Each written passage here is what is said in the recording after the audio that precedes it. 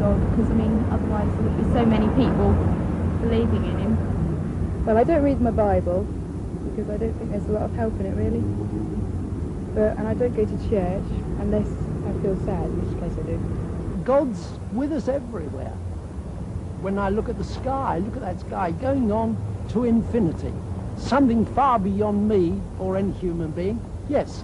A lot of gas, I think, is up there at the moment. Apart from the gas, I think there It says in the Bible that he knows all the stars by name. That speaks to me of God's great power and his great glory. And when I look at the small, intricate things of nature, it speaks to me of how God has taken care of even the smallest manifestations of creation. Good evening. Well, are we small manifestations of God's creation, as the man on the film said, or purely products of chance, who for their own comfort have invented the idea of God? To put it another way, did God create man or man create God? It's a choice everybody's got to make. This book, The Probability of God, that's just been published, makes the incredibly important assertion that modern science is beginning to reveal the existence of a creator God. Its author, Hugh Montefiore, the Bishop of Birmingham, is with us here tonight, and next to him we have Paul Davis, who's the Professor of Theoretical Physics at the University of Newcastle. And then on my left, I'm joined by Professor Sir Freddie Eyre, philosopher and logician, and well known to all of us. And on my far left, Professor Sir Herman Bondi, Master of Churchill College, Cambridge, a renowned scientist and President of the British Humanist Association. We have with us as well a very distinguished audience, and we shall doubtless be hearing from them later on in the programme. But is a discussion on the nature and existence of God relevant today? We've already heard some of your comments, which we recorded when we took a stroll outside St. Paul's Cathedral. To our surprise, we found most people rather interested in the idea of God. What's your God like? Someone I can talk to when I'm feeling on my own, I suppose. The way he's normally portrayed is as an individual, something in man's own image, and I don't believe that at all. I think he's got a lot of value for a lot of people, especially for lonely people and old people, probably.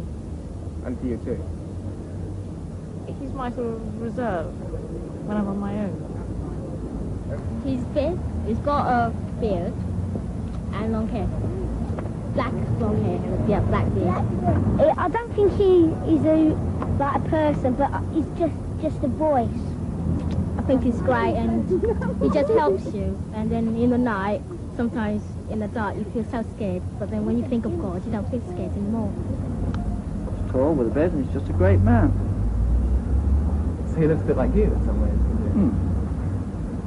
I do believe there is something that well, not exactly makes decisions for us, but knows more than we do. Do you believe in a God? No, only actually from the point of view that I do believe that there is a point beyond which people are unable to comprehend, and when that point is arrived at, then they encapsulate the whole thing in the concept of a God.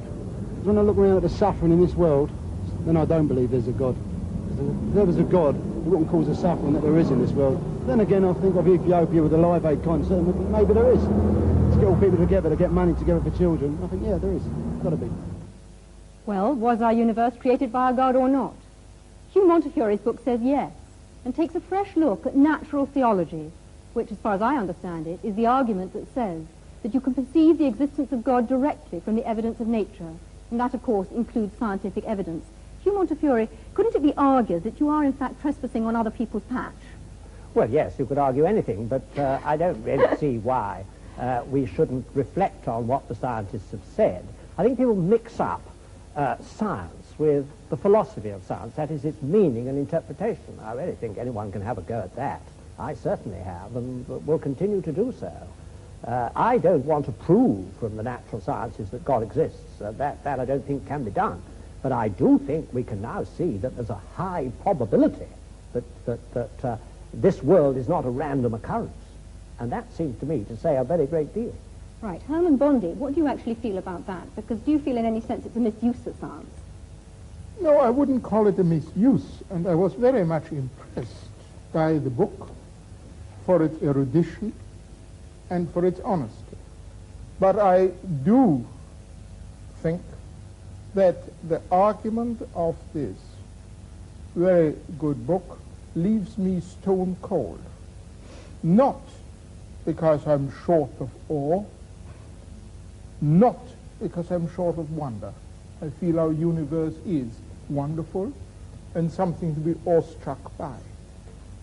What worries me is that this book will be taken by many people to prove Christianity, or at least to make it probable, or to prove or to make probable some other religion in which there is a revelation which makes people say, I know God's will. And that, to me, is a great source of evil.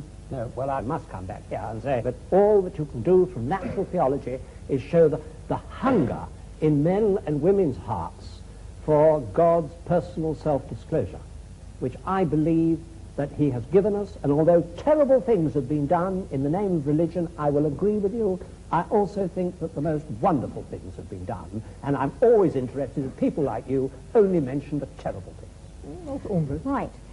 Earlier on, Paul Davis, I described you as Hugh Montefiore's scientific champion, and presumably you've got a considerable amount of sympathy with Hugh. Would you like to explain that a bit further? Yes, perhaps I could summarize my own position before I begin. Absolutely. As being perhaps best described as an awestruck agnostic, which is to say that through my scientific investigations, I have become more and more impressed with the incredibly, stupendously intricate nature of the cosmos as we come to understand the universe in greater and greater detail. So it seems more and more remarkable that things have been arranged such that, in its broadest sense, the universe is self-aware. That is, that it permits the existence of intelligent observers such as ourselves. And it seems to me that this is not something which is inevitable, that the world could have been arranged differently, and that the fact that things have been arranged so that we can exist and observe the world, and that, moreover, our existence seems to depend very delicately upon the organization of the cosmos and the nature of the laws of physics. The fact that that is so seems to me a puzzle, and a puzzle that deserves an explanation. In other words, I would like to know why the world is the way it is. I can't accept it as brute fact. I would like some sort of explanation. Right. Freddie Eyre, I imagine that as far as you're concerned, we've been talking a whole lot of rubbish so far. I'd like to hear your view on the subject. I don't think we've been talking rubbish. I think there's been a lot of bad logic. But that's not quite the same thing. What the last argument comes to is saying the world is arranged as it is, therefore somebody arranged it. Now, this is a very poor argument because it could apply to however the world was arranged. I mean, all that you have said, and all that I'm afraid the Bishop has said in the book, which I also admired very much. I thought it was a very honest book and a very erudite book, I'm pleased to say so. Nevertheless, all he was saying was, there are these causes, there are these effects, and had the causes been different, the effects would have been different. Nobody's going to dispute this. What is totally lacking is any justification for the assumption that the world as it is was designed, and had the world been different, it would not have been designed. And in fact, saying it's all designed by God is not an explanation of anything at all. You're just saying, here I give up, but because, and in fact, President Davis has admitted this, so science goes no further, therefore we're going to bring old Noble Daddy to make us all feel cheerful. That won't do. The reason why I'm interested in the natural sciences here is that so often you hear people saying the natural sciences disprove God, or there's no reasonable basis for believing in God. I'm afraid Freddie Eyre's backing a loser here. I mean, it could just be a brute fact that human beings have evolved with their amazing capacities for relationship and for their experience of God is phony. It could just be true. It could be true that our intimations of morality have no ultimate sanction, that our experience of what is true and good and beautiful isn't a window into reality. But the simplest explanation of the lot, the simplest explanation in logic, is that there is a creator. Right. There are many other ways of looking for God other than science, and some might actually say better ways. And most of the world's religions believe that God takes steps to reveal himself and reveal the world to us. And I'd like very much to hear from Mahur Krishnamurti, who is a Hindu who is actually sitting in the audience here tonight. The Hinduism says very clearly, as far as the creation is concerned, it's not just God created the world and just left to itself. God himself became the beings, and the Hinduism strongly believes in God who creates, protects, and ultimately he dissolves. This is the belief of God, and the Hindus worship him with form and without form. The nature is the other face of God, and the Hindu strongly tries to describe the indescribable by worshipping him by various images. Can I go to Ahmad Deidat to talk about the role of revelation? You see, the Muslim believes that God Almighty, he reveals his messages in word form. And in that word form, this book, the Holy Quran, was revealed through the Holy Prophet Muhammad during the 23 years of his prophetic life. And it deals with these problems more directly instead of guessing. And God Almighty, he reasons with his creation by asking him questions. He said, now, how can you not believe in God? How can you not believe in him? Seeing that you were non-existent and he brought you into being. And he will cause you to die and he will bring you back to life again. And to him will be your return. So how can you not? In other words, the way you have been computerized, the way the Creator made you, you would naturally deflect towards God as the magnetic needle does towards north. Can I just ask you whether your God is the same God as Hugh Montefiore's, the bishop's? It is the same God, except that in our concepts we differ. You see, the Archbishop, ultimately he will come to making Jesus Christ as God, a God incarnate. Now, the Muslim says, no, God is God and man is man. Right, can I move on now? Philip Eden, as a Buddhist, what in fact do you feel about this? Because your concept of God is quite different. Yes, well, as far as Buddhism is concerned, there is rather a different approach. We feel that there is a fundamental reality or truth or ground of being, which of course is in everything and behind everything. I think that many of the followers of theistic religions tend to believe that God is out there somewhere in the cosmos, and that it's necessary for human beings to try and somehow establish a relationship with him. As far as the Buddhist is concerned, that reality is everywhere and in everything, so that the task of the individual is to understand that reality in himself, and that is the methods that are developed in Buddhism to help somebody to come to that realization. We feel that the problem with a creator is that inevitably one must then ask the question, who created the creator? And that, of course, is endless. You can go on and on doing that. So somewhere you have to start with the first cause, and surely the first cause is the universe itself. Man is one way in which the universe experiences itself. But your God is obviously very different then from Hugh Montefiore's God. There's a point that Herman Bondi raised about, you know, the fact that many terrible things have been done in the name of religion, and I think it's perhaps important to point out that probably the reason for this is that people for a long time, I think particularly in the West, have had this concept, you know, I'm here and the truth is over there somewhere, and there is a narrow path that leads to that truth. If you have that concept, which I sort of think of as a fan-like concept, then inevitably, if you believe that you have found the right path, all the other paths are wrong. And your task is to force everyone onto that narrow path. Surely it would be so much better if we had this concept of the truth being, as it were, at the center of a circle. We are somewhere on that circumference, and there are many different paths that lead into that truth. And the thing for us to realize, I think, is that the particular path that we choose is very much a personal thing. And it depends on many different factors. It probably depends on the person that we have met that may have explained that path to us, and various experiences we've had. If only we realize, all right, this path for me is the right one at this particular time, but that does not invalidate the other paths. But are you saying, therefore, that there's only one truth, that we only have one truth that we can actually listen to and experience? There can only be one truth with a capital T, one reality. And I think the point is that all the great religions have been trying inadequately in their own way to point man towards that truth.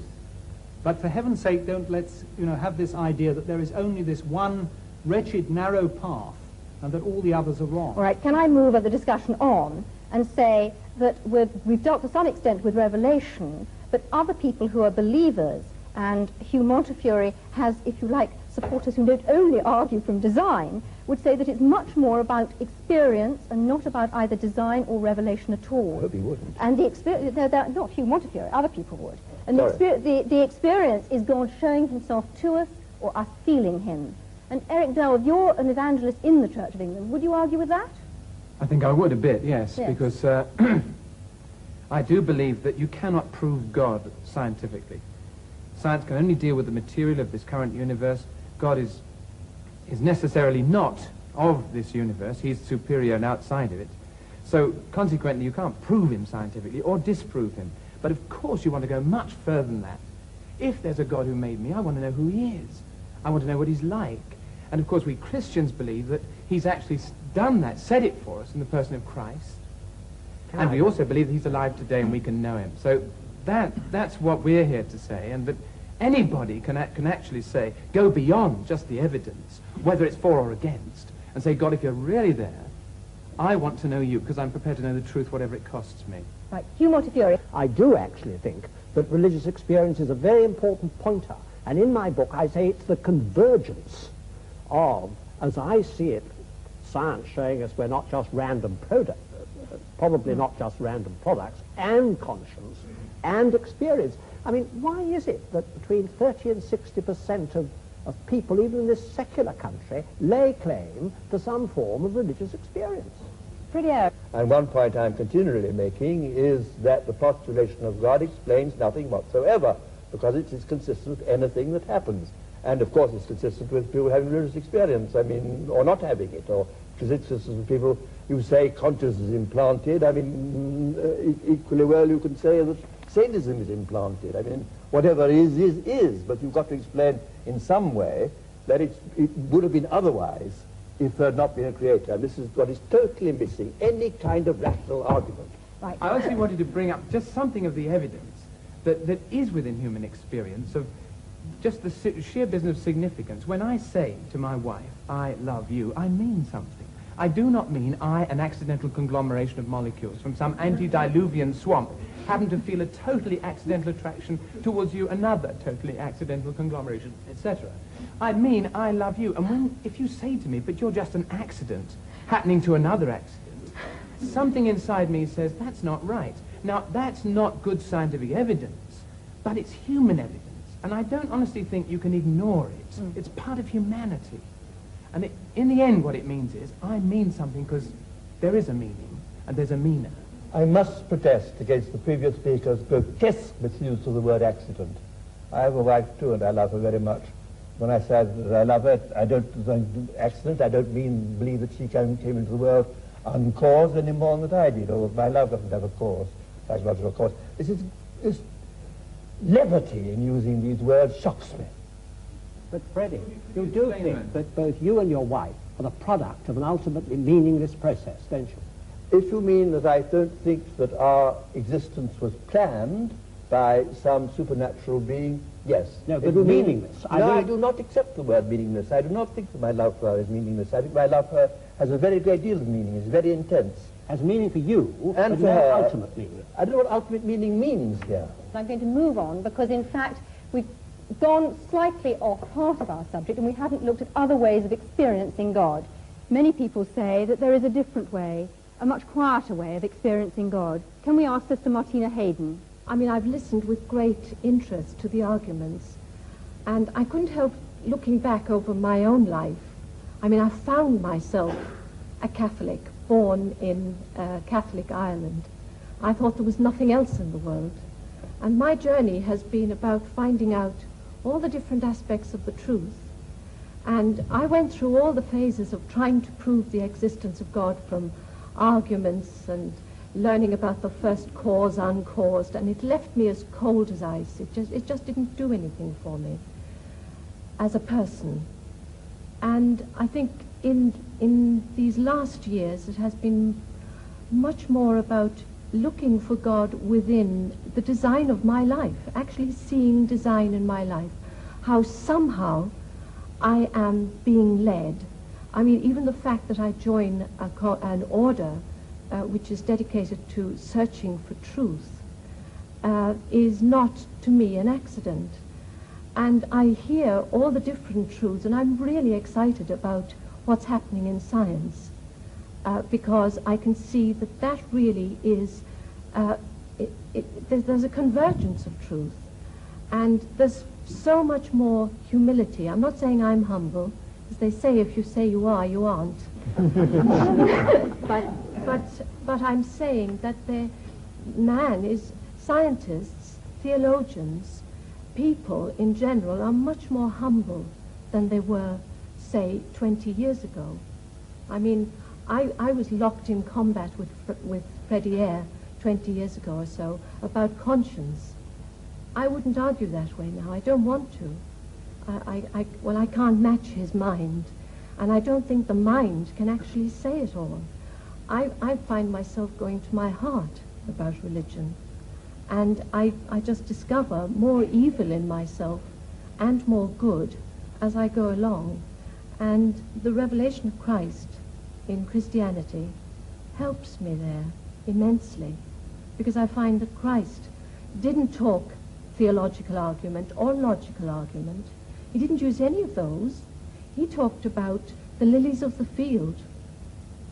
He said the kingdom of heaven is like, that's a simile. So for me, God is revealing himself in me, in everybody.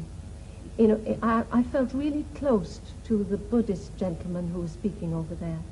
I really felt I can relate to that too. I can look into the heart of a rose and it speaks to me. I can also look into the Bible and it speaks to me. Professor Eyre, are you going to say that that's not a valid experience and that that's not a valid argument? I think it's not an argument at all. It is a very moving and personal position, which I think is the last to want to criticize.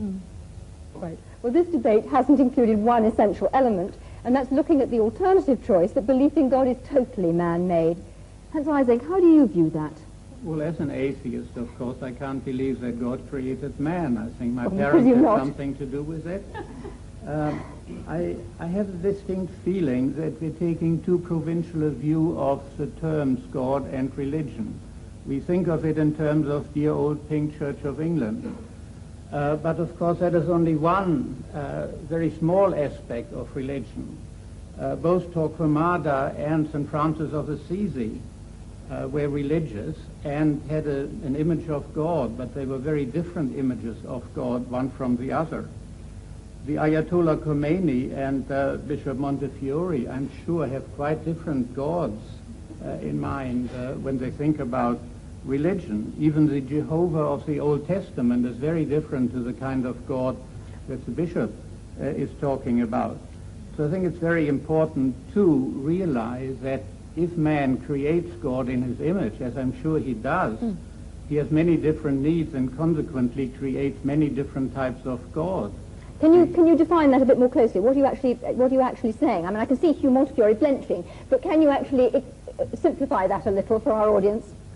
Well, if your personality is warlike, wants to proselytize, is aggressive and so on, then you go for the kind of God that the Quran portrays, which wants to proselytize the world and is warlike and so on. If you are peace-loving, you want to have an assurance of a future life and so on, and happiness, then perhaps you adopt the kind of God portrayed by the Ahmad Church of Deidat, would you agree with that?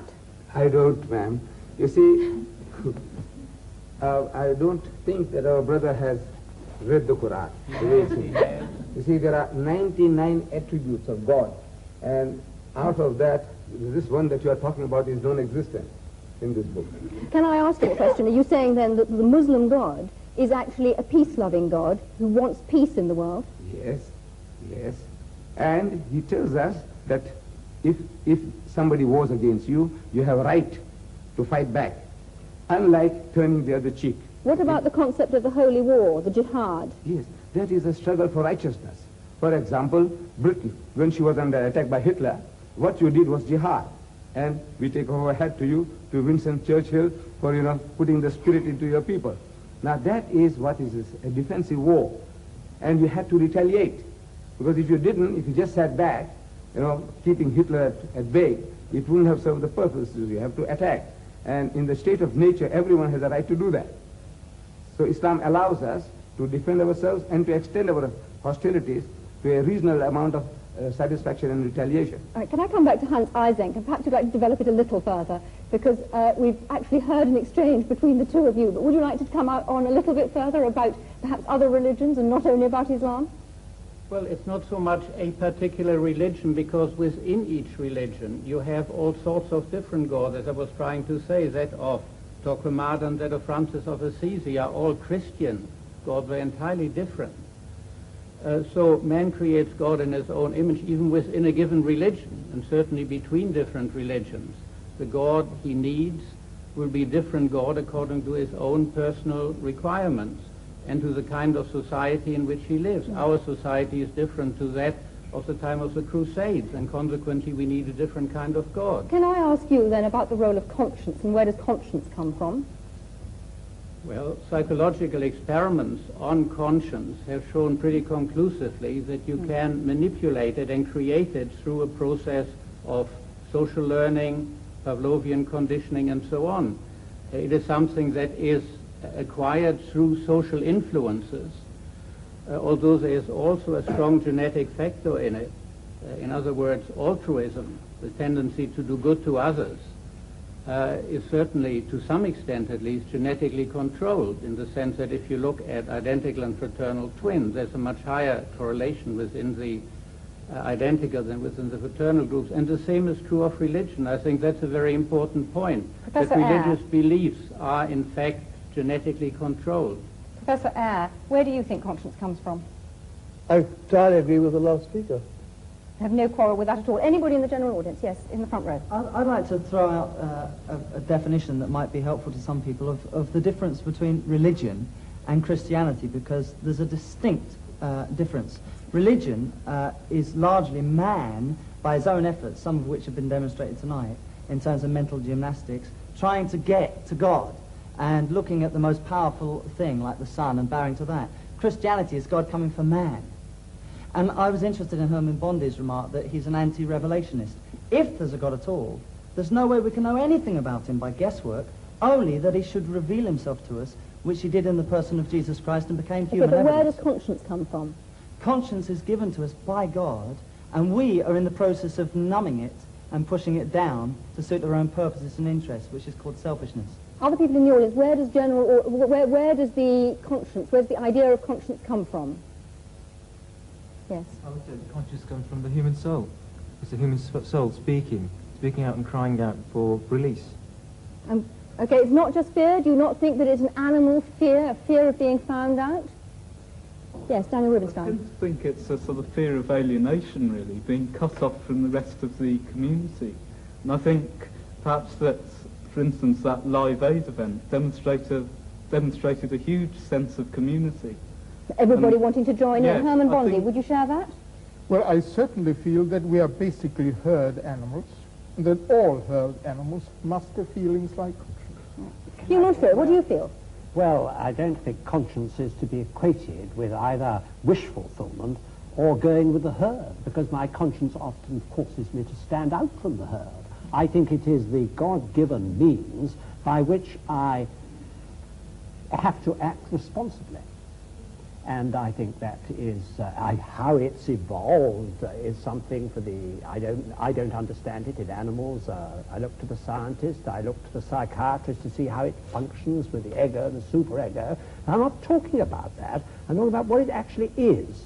I think it's the God-given faculty by which we can behave responsibly, and it's not to be equated with things like utility or welfare or wish fulfillment or anything like that.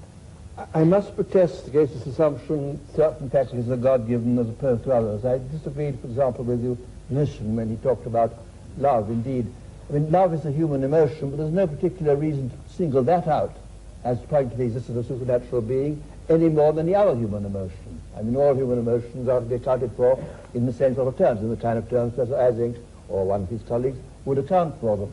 And just to single out love is quite arbitrary. I mean, the assumption is that we are naturally egotistic, predatory, and so on, and that only because of some supernatural agency do we behave decently to one another. This is absolutely contrary to the facts. We have, in fact, as even David Hume pointed out, principle of sympathy, innate principle of sympathy, as well as an innate principle of egoism. And one no more needs a divine explanation than another. William Houghton. Look, let's get this straight. There is no reason on earth why we shouldn't go around acting like perfect pigs to all and sundry. There is no big Monty Python foot poised to come and squash us if we act badly. Yet, a lot of us do act well towards our fellow man. But why should we not? That was just the point that I was making. Because I was just protesting against your assumption that it's somehow natural for us to want to be decent to one another and unnatural to be decent to one another. What possible ground have you for that assumption? In this world today, my experience is that it strikes me that more people are being unreasonable to each other than are being reasonable. Well, in that case, you should be Manichaean and believe in the devil. Come on, if you're taking your deity as accounting for human attitudes, that's the way you should go. Well, totally illogical. Well, Professor Eyre, all other species are selfish, basically, aren't they? No. No. By no means. By no means. Go ahead. Herman Bondi. But I wasn't saying that our being herd animals means that everybody has to move with the herd. What I do mean to say that we are not solitary beings. We've got to have the faculty, as other animals live together, to get on in some fashion with each other. Tina Mehta. You just mentioned the devil with great aplomb, but the devil's best trick is to make man believe he does not exist, and I think that's what the problem is, that, you know, we are in a state of chaos suddenly instead of harmony. And it is the state of harmony that we are trying to create in this world, and not distort the minds of children by showing them violence and explaining that that violence is necessary to bring about harmony. Mahmood Krishnamurti. I agree. Hinduism clearly says, what is God? Answer to our dear friend's question. God is truth, God is love, and God is good. Whatever name you call, it is God. Why allergy to the name God? Love, beauty is God. So you don't actually feel that he's supernatural, so that God is supernatural. Hugh Montefiore, what do you feel about that? Well, I do think that God discloses himself in the smallest particle of matter, and in our human relationships, and in love is to me a window into God. But I do think that he has supernaturally disclosed himself to us. That's why I'm a Christian, because I believe that he has been incarnate, as you said. That's what Christians believed. I believe God was incarnate and suffered the worst that people could do to him. Now, this is to me the only way I can see my way through the problem of evil. Can I just remind people, and perhaps Hugh Montefiore in particular, of Einstein's concept of God, which was, yes, God who made the universe in wonderful ways, but had not the slightest interest in us human beings, and was a totally impersonal thing that couldn't possibly care for our prayers. I want to talk to a psychologist next, Leslie Francis. I would like to go back to the question you keep asking. Did God create man, or did man create God? And I see that as a deceptively simple kind of language used. They're two completely different order questions. It is for the theologian in me to come to the question, did God create man? But the psychologist in me would want to answer your question in a different way. Did man create the image of God? He cannot go beyond looking at image. And I suspect what we've heard in the discussion tonight is a whole lot about the variability in the image that is used, but we haven't been able to get on to the ontology beyond that image. I'm sorry, everybody, but we've run out of time. The choice that is open to us is whether God made man or man made God. It's now over to you. All that remains for me to do is to thank the audience for their contributions and, of course, the panel. I'm sorry we didn't have time to say any more, and from me, good night.